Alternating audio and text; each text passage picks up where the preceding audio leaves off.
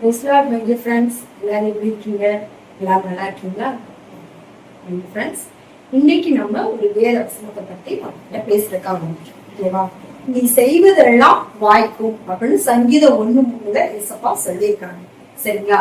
அப்ப நம்ம கர்த்தருக்கு பிரியமாய் நடக்கும் பொழுது, அவர் வழிகளில் இருக்கும் பொழுது, கர்த்தருடைய வேதத்தை தியானிக்கும் பொழுது என்ன செய்யும்? நம்ம என்னென்ன செய்யற காரியங்கள் எல்லாம் என்ன செய்வாங்க? வாய்க்க பண்ணுவாங்க. நம்ம ஒரு தொழில் செய்யறதா இருக்கட்டும், இல்ல ஒரு சின்ன வியாபாரம் பண்றதா இருக்கட்டும், இல்ல பிள்ளைங்களுக்கு படிப்பு காரியமா இருக்கட்டும், இல்ல பெரிய ஐடி ஒர்க் ஃபீல்டு, எப்படி என்ன காரியம்னாலும், ஒருவேளை தெருவோர ஒரு நடைபாதையில் ஒரு சின்னதா நம்ம ஒரு கடை வச்சிருந்தாலும் அந்த கடையை என்ன செய்வாங்க? ஆண்டவர் வாய்க்க பண்ணுவாங்க.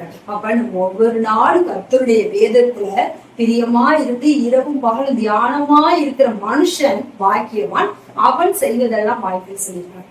சோ நீங்க எல்லாரும் ஒவ்வொரு நாளும் காலை பொழுது நீங்க தொடங்கும் பொழுது ஜெபித்து அந்த வேத வசனத்தை தியானித்து அந்த பொழுது தொடங்கும் பொழுது நீங்க என்னென்ன காரியங்கள் எல்லாம் செய்வீங்களோ அந்த காரியங்கள் எல்லாம் என்ன செய்வாங்க? ஏசப்பா வாய்க்க பண்ணுவாங்க. ஓகே மை டியர் ஃப்ரெண்ட்ஸ், இந்த வேத வசனத்தின்படியே கர்த்தர் இன்றைய நாளில் உங்களை ஆசீர்வதிப்பார்கள்.